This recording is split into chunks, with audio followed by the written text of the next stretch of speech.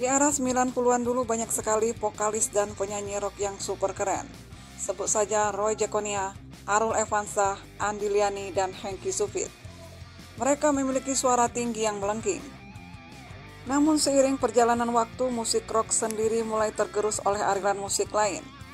Dan di era sekarang sangat jarang ditemukan penyanyi atau vokalis yang memiliki suara tinggi dan vokal yang khas, seperti yang dimiliki oleh penyanyi rock satu ini, yaitu Hengky Sufit. Hengky Sufit merupakan penyanyi rock yang paling prima di era 90-an. Sebelum menjadi penyanyi solo, Hengky merupakan vokalis band rock yaitu Wizkid.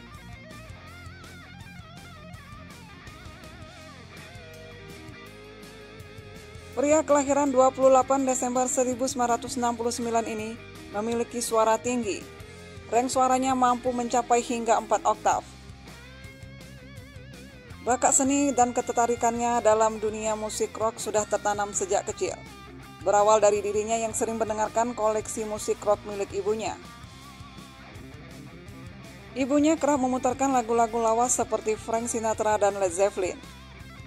Dari sinilah awal mula ketarikan Hengky pada musik rock. Saat SMA, Hengky sudah mendirikan band pertamanya dengan teman-teman SMA-nya. Band mereka pun dinamakan Interview. Salah satu personilnya adalah Abdi Negara yang kini menjadi gitaris Slank.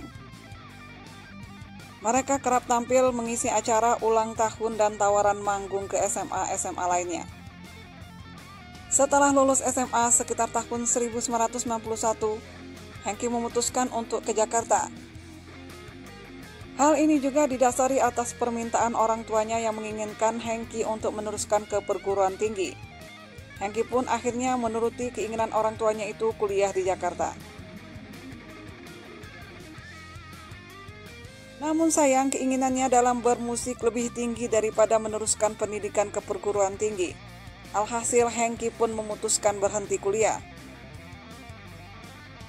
Keputusan nekat Hengky ini menimbulkan kekecewaan pada orang tuanya. Hal ini menyebabkan Hengky tidak menerima kiriman uang lagi untuk biaya hidup di Jakarta. Hal ini rupanya tidak membuat Hengky kehilangan semangat dan pantang menyerah. Hengky kemudian bergabung dengan beberapa teman lamanya yang merupakan mantan bandnya di Palu dulu. Bersama Abdi Negara, Theo dan Ferry, mereka menghidupkan kembali band saat mereka di Palu dulu. Dengan bermodalkan suara yang tinggi dan khas, Hengky dan bandnya mencoba peruntungan ngamen di klub-klub dan kafe-kafe di Jakarta. Dan dari sinilah Hengky membiayai hidupnya. Berkat kegigihan Hengky bersama bandnya, membuat mereka mendapatkan kesempatan besar diundang untuk bermain di Breaking Reward, yaitu acara khusus Jelly Tobing. Jelly Tobing mengadakan acara yaitu pemecahan rekor bermain drum tanpa henti selama 10 jam. Dalam acara itu dimeriahkan juga oleh band-band dan artis-artis ternama seperti Toto Tewel, Joki Surya Prayogo, Iwan Fals, God Bless, Elva Mas, Ikang Fauzi, Gito Rolis, Nicky Astria, dan Wizkid.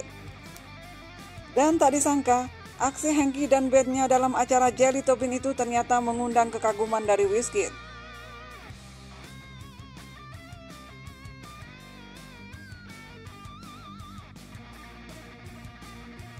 Semenjak bergabung dengan band Wizkid inilah nama Hengky Sufit mulai menanjak. Mereka kerap manggung di berbagai acara dan festival musik lokal. Wizkid pun kemudian mengikuti festival musik rock se-Indonesia ke-6 yang diselenggarakan oleh Led Zeppelin. Tak disangka mereka akhirnya menjadi runner-up. Posisi pertama diduduki oleh Kaisar Band. Kemenangan ini membawa mereka masuk dapur rekaman dengan lagu Nyanyian Kehidupan bersama 10 finalis lainnya dalam album kompilasi. Album kompilasi ini pun terjual cukup laris. Wizkid pun melakukan tur ke berbagai pulau, tidak hanya di Pulau Jawa tapi di luar Pulau Jawa. Usai tur, para personil Wizkid memilih melakukan aktivitas masing-masing. Sedangkan Hengky Sufit diminta Ian Antono untuk menjadi backing vokal tur Gong 2000.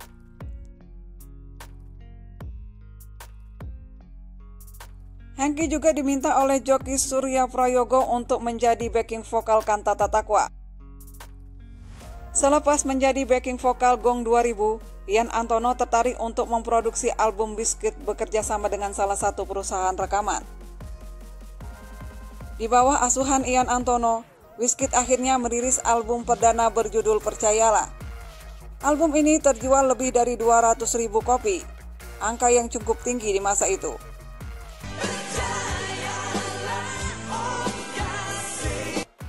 Mereka pun melakukan konser ke berbagai kota di Indonesia. Tahun 1994, kembali mereka merilis album kedua berjudul Gadis Kecil.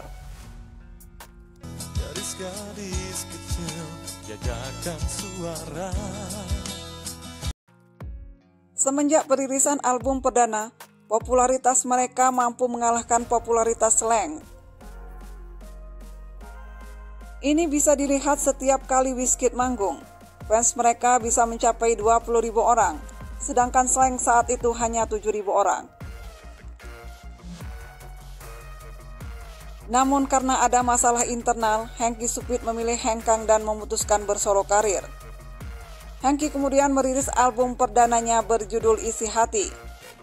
Album ini dirilis pada tahun 1996.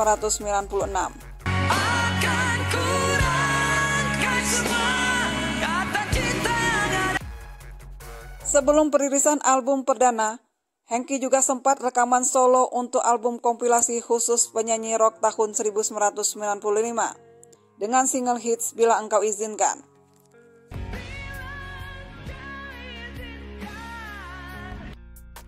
Melalui single inilah nama Hengky Supit semakin melejit sebagai penyanyi rock tanah air. Lagu ini berada di peringkat nomor 1 di banyak tangga lagu radio.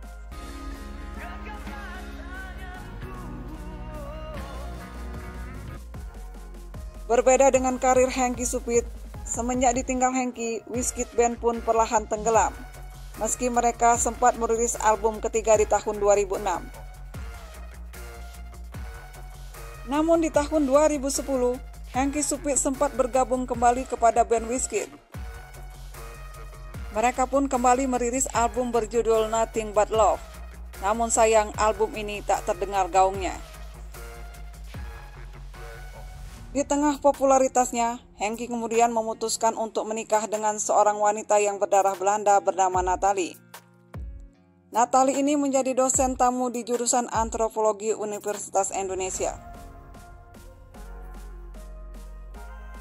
Setelah menikah, Hengky mengikuti sang istri tinggal di Belanda. Di Belanda, Hengky bekerja sebagai pekerja kantoran.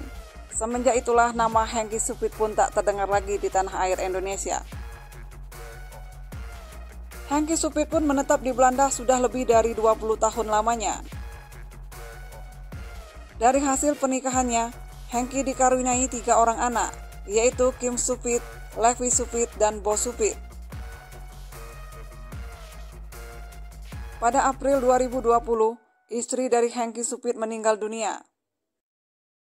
Hengky pun sangat terpuruk atas kepergian sang istri hingga akhirnya bisa bangkit kembali.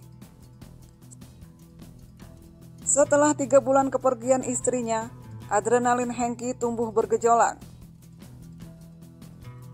Hengky pun kemudian merekam kisah asmaranya bersama Natalie menjadi lagu yang dikemas dalam mini album bertajuk Natalie. Meski menetap di Belanda, Hengky masih menjadi warga negara Indonesia. Dirinya menetap di Amsterdam demi anak-anaknya.